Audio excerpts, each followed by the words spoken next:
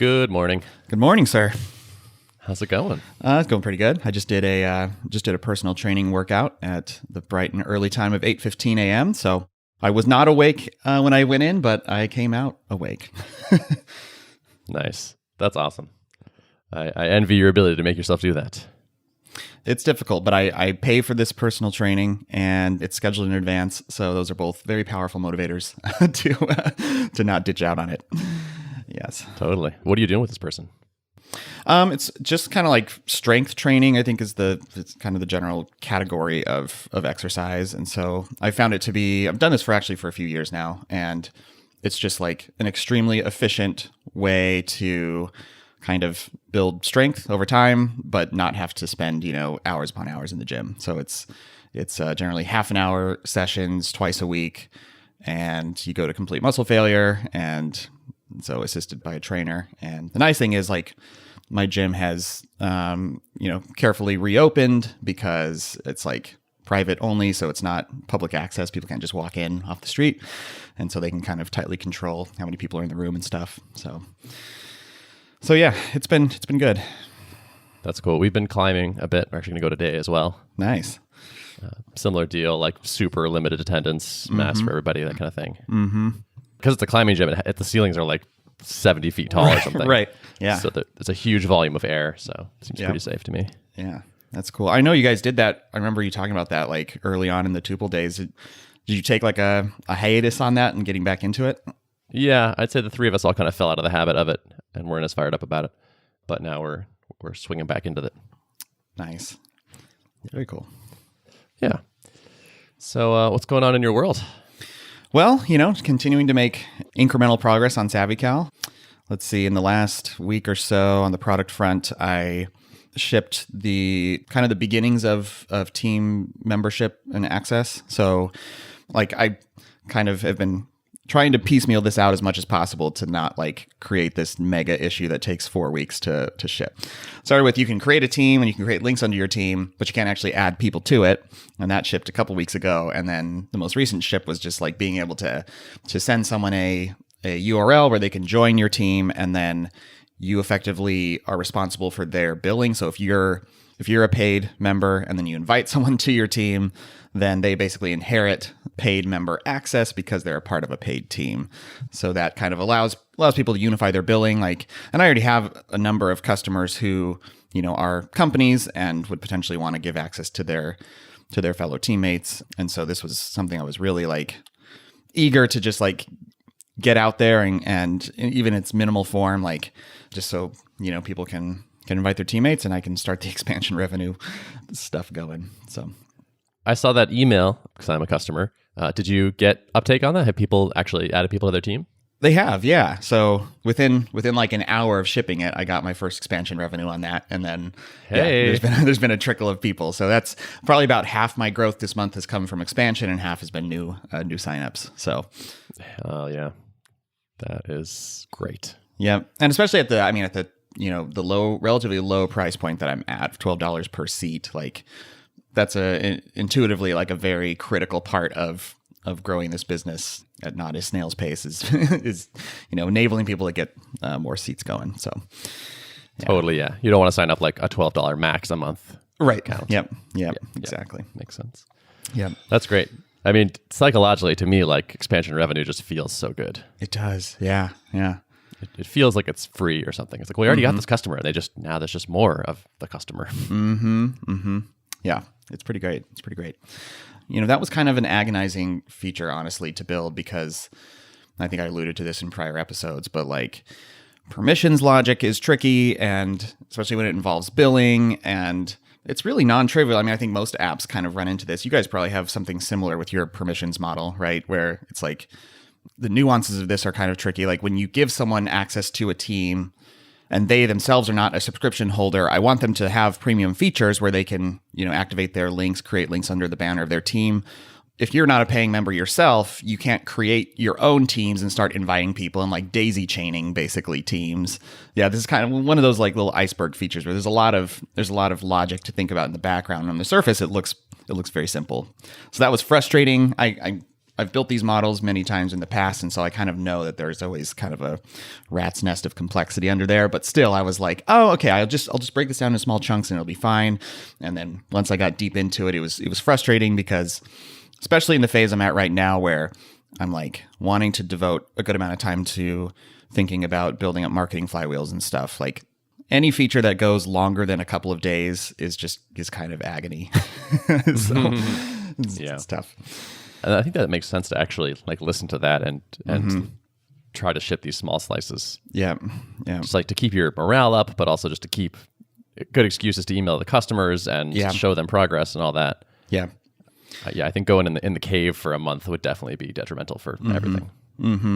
I was happy with the way I did the first team thing, where I just allowed people to create teams but not add people. Like, that was a decision point that I came to. I was like, am I going to, this feels like a really half-finished feature. If I ship this, like, can I even announce this to people? I was like, what if I just put a little label in the UI that's like, hey, here's the area where members go. Yeah, you will be able to add people here soon, but that's in progress. But I just went ahead and shipped this. And like, I did that and nobody complained, or like, it wasn't a problem. So that's probably like a good reminder that like you can probably ship things sooner than you might assume. And sometimes all it takes is just putting a little bit of helper text in the UI in the meantime, just to, alleviate like confusion. So yeah, I like that. I like being pragmatic around those things. Kind of have to be. Cool. What's the next the ship then? The next thing you're gonna do?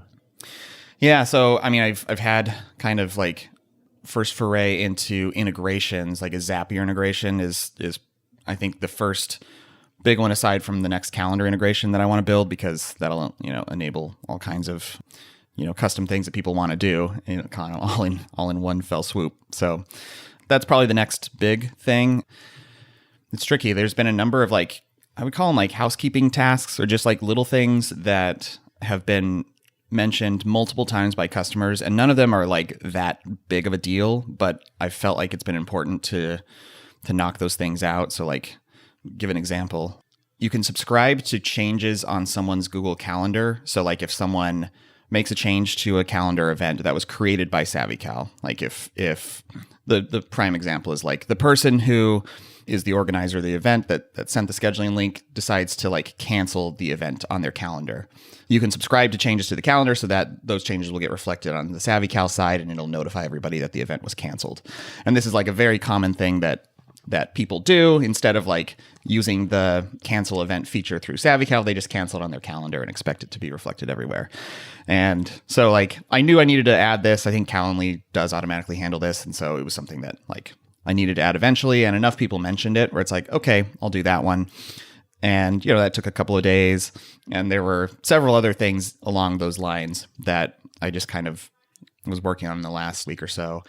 And those are not as satisfying because they're like things that need to be there, but they don't really set me apart or move the needle that much on how people perceive the product. They're just kind of like baseline necessity things, and yet they still take time and they still distract away from my next big initiative. So I'm finding like balancing those things against kind of the needle moving features is always a challenge, but yeah. And marketing.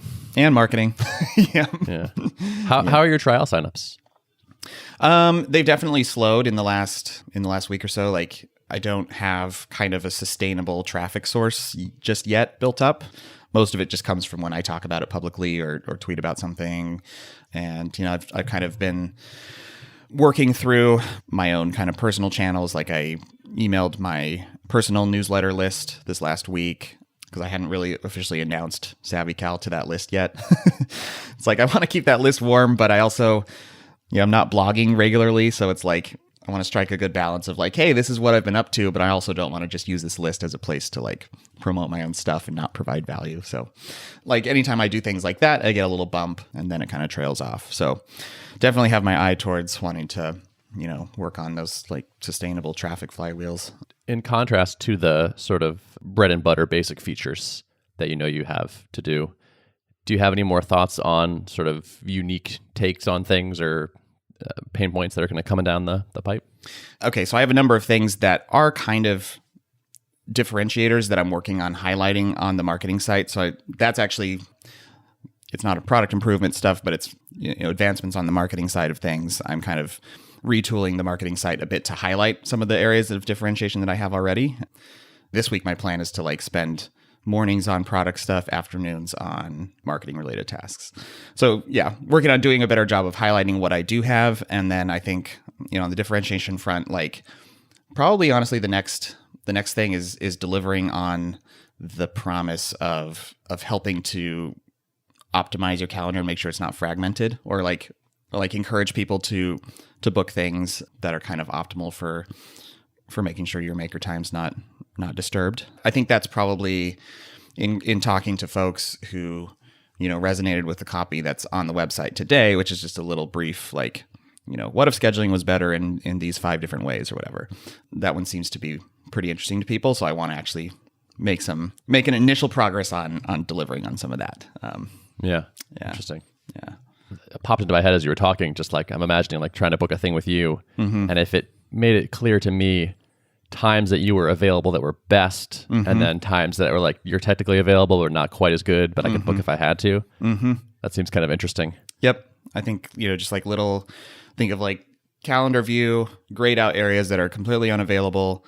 And then the areas that are optimal are kind of like highlighted in yellow or something. And you can kind of pick in those regions. And then the other ones are just kind of neutral. Yeah. That'd be cool. So it's to like kind of defragment it and keep it like, okay, book this sort of like right after this other call, just so I can kind of knock them all out in the morning or something like that. Yep.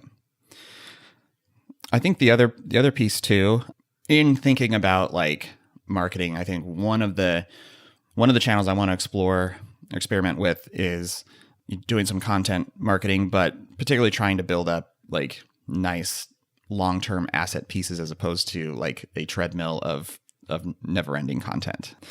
And so one of those is, something that I've talked about quite a bit is like easing the power dynamics of using scheduling links. And I think there's a lot that could be said around like best practices on how to approach scheduling time with someone without just falling back to the most inefficient method. And so I think there's potentially a nice meaty content piece around that. And I think it could be even pretty balanced and talk about how to use various tools on the market to accomplish this. It's not just purely a promo for my product, but it's like this is around scheduling in general, how to approach it.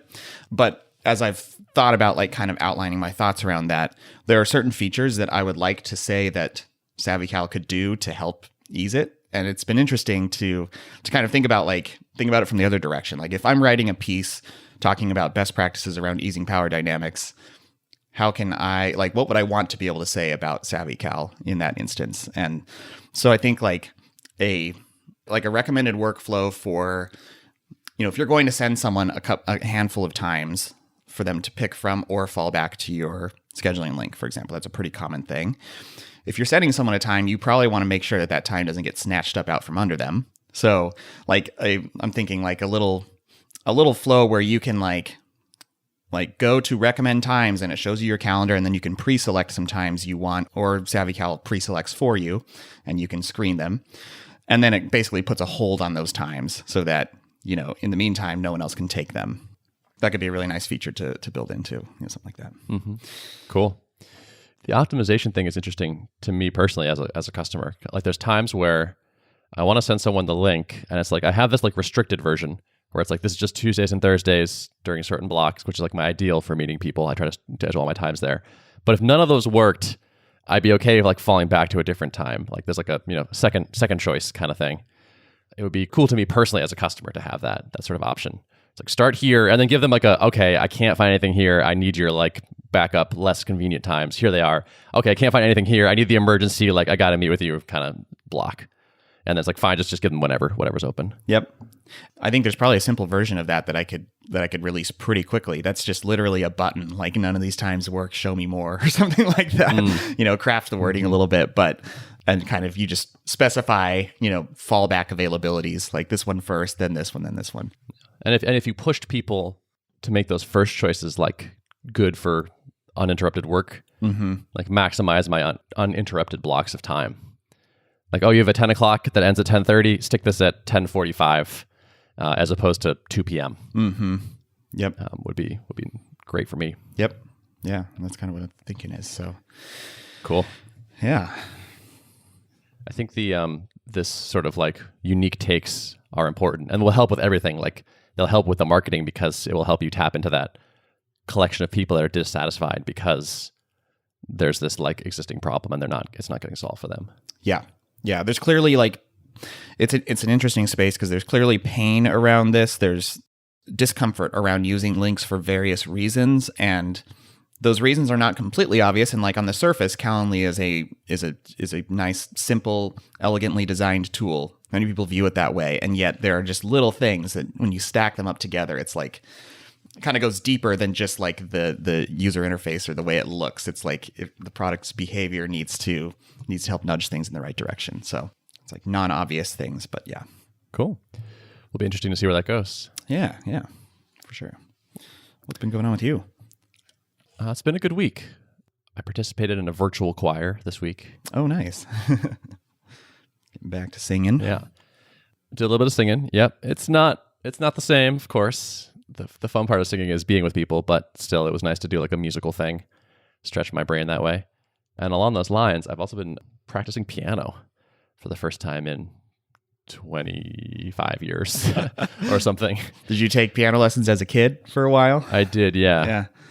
I did maybe like 6 or 7 or 8 years of piano as a kid. Wow, nice. And I was always like a bad practicer. I liked performing, but I hated practicing. But now I have a piano again.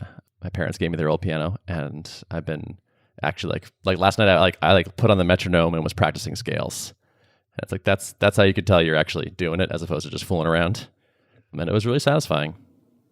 Yeah, that's cool. I mean, I feel like creative outlets like that are really good, healthy things for the mind. Like I enjoy playing the piano. I enjoy cooking for the same reason. You know, it puts you into a different exercising the other side of the brain. But of course, piano is doing both, right? There's a creative element to it and there's a technical element. So yeah. No, I felt really good. I was like, I had been like playing with screens or like fooling, or like, you know, I was just like, do I want to watch something on Netflix or I don't know. And then I was like, actually, no, I should play the piano.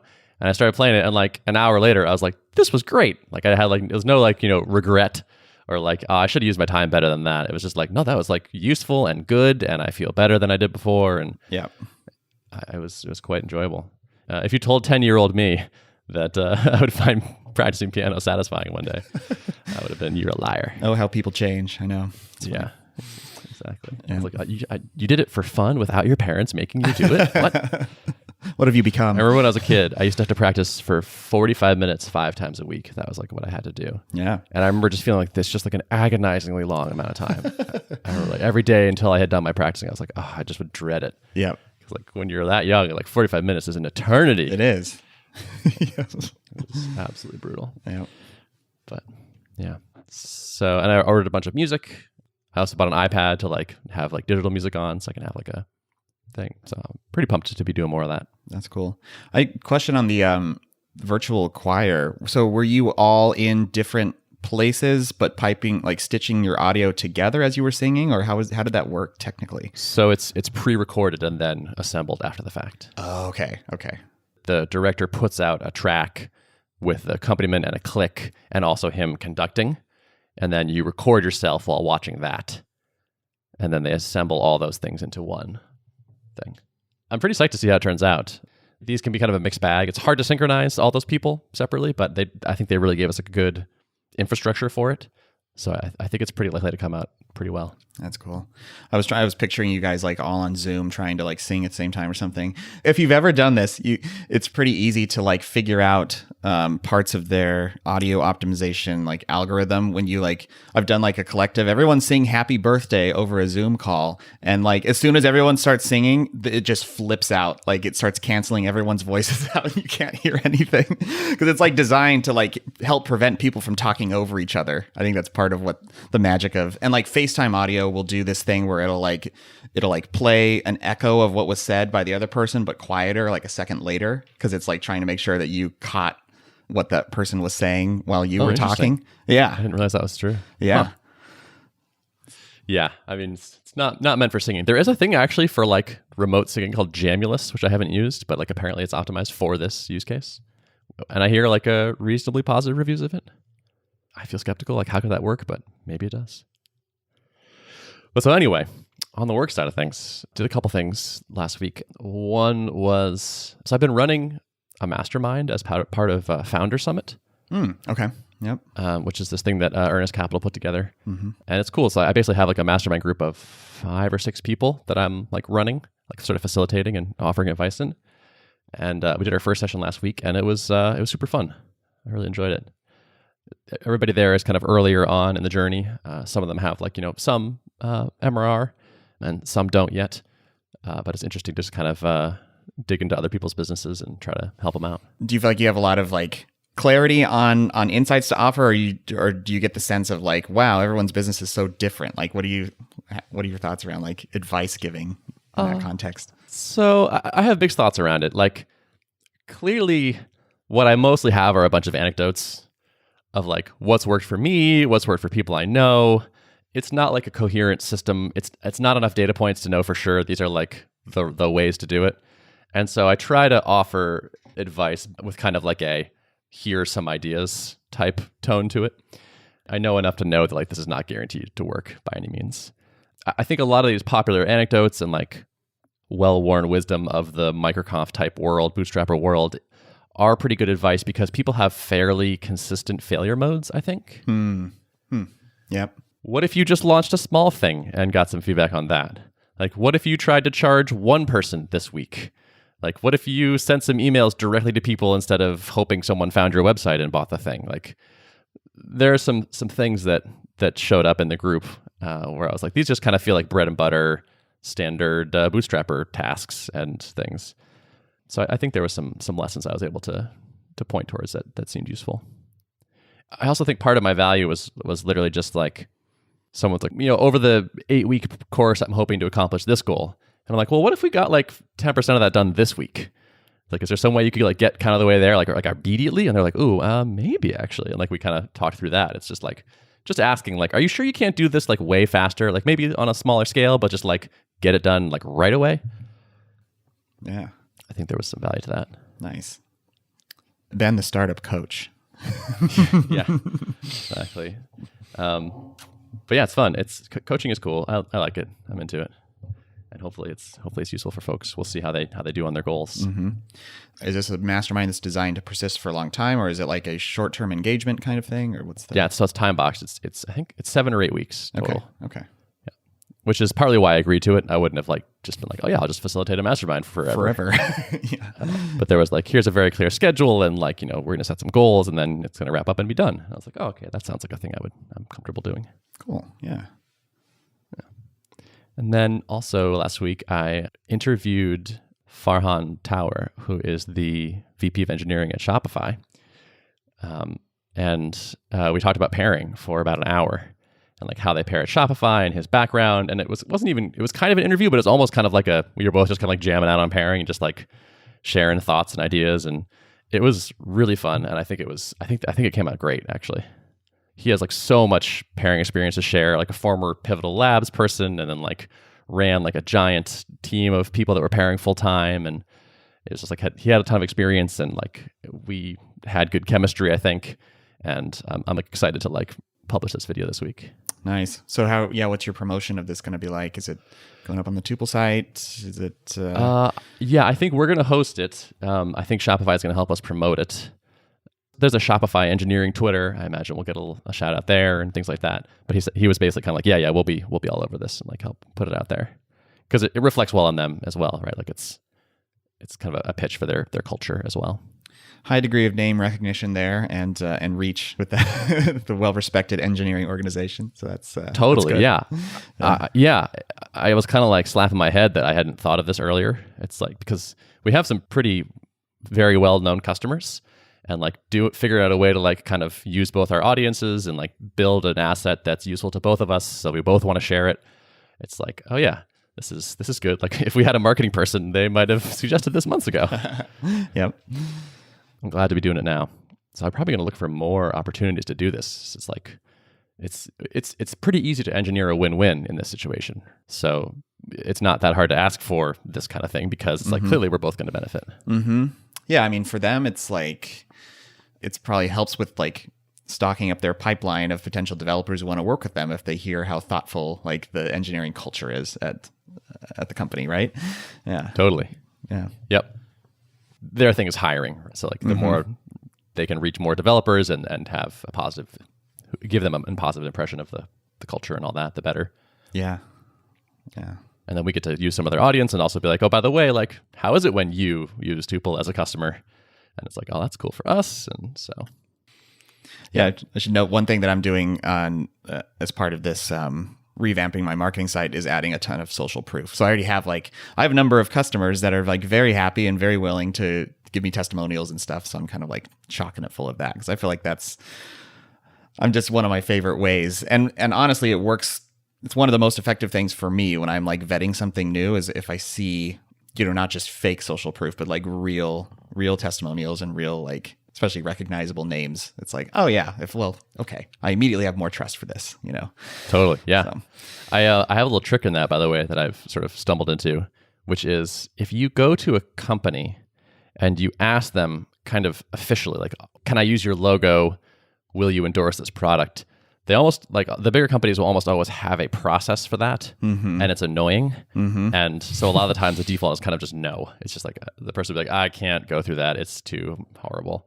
Or like just literally just the default by most of the time they just say no. But if you talk to a single person, sometimes they just like, are you willing to say something nice about the product? And they say yes. And it's like, okay, like this product is great. John Smith at company name.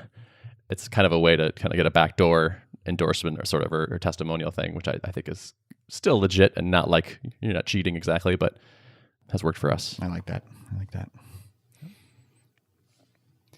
So I also last week talked to some possible pairing coaches. I'm going to be trying this as an experiment at some point in the next week or two, offering people these like onboarding / pairing coaching calls and just see how it goes. I'm interested to see what the uptake is and how people rate the experience and whether or not we can make something good that people want and then appreciate after they have it. And this is a kind of a unique role. Like what it ended up being effective for finding some of the people that you're talking to about doing this? Twitter? Dumb luck. Okay. Yeah. Fair enough. Dumb luck. Just, I mean, after basically they were like people in my network already.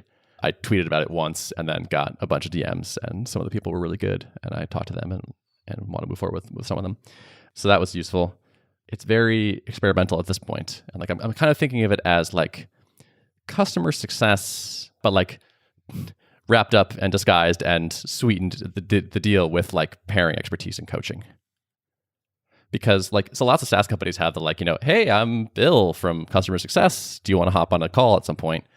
And like, this is kind of that, only hopefully like the carrot and the pitch is more interesting to our customer base, where it's more like, I can help you get better at pairing. It's a hyper specialized customer success person. It's like, that is the thing. If they become successful at pairing, then all other things will follow. Good things will follow from that. So instead of them being like, I'm an expert at, just generalized support and being a good human being over email or something. It's like, your core mission is to enable people to pair program. And so it feels like a good strategy here to align that and deliver that value, And it's clear to me there is a gap between people's pairing aspirations and their actual behavior. Yeah. There was a period of time where we would ask people when they signed up, like, what's your ideal pairing frequency? And lots of people would say daily or weekly and just like never pair, like just like do almost none. So like clearly like people, they sign up and they're like, oh yeah, I want to pair a lot. I know it's good. I know I should be doing it. But there are some impediments to most people, like kind of becoming a pair, like someone thinking of themselves as a pair programmer, having the habit, that sort of thing. I feel like this is a good investment potentially in retention, because it seems like with aspirational products, a lot of times the risk is, people get sold on it because they aspire to use this and do it, but then eventually it's like, well, if we're not using it, we're not getting value out of it, then eventually their churn risk, right? So yes, yeah, exactly. Yeah. Yep. So we'll see how that all turns out. I want to try to be really disciplined about like tracking it and like testing it and saying like, okay, we can see the difference in the numbers on the people that get these calls versus not, rather than just have this like vague sense of like, yeah, we think this is good. Mm-hmm. Cool. Maybe Well, I'll yeah. have some interesting stats to share. Yeah, curious to hear how that goes. Yeah. But I think that's it for me. Cool. All right. Good stuff. Cool. Shall we wrap? Let's wrap it. All right. Notes of the show. Notes for the show can be found at artofproductpodcast.com. Thanks for listening. See ya.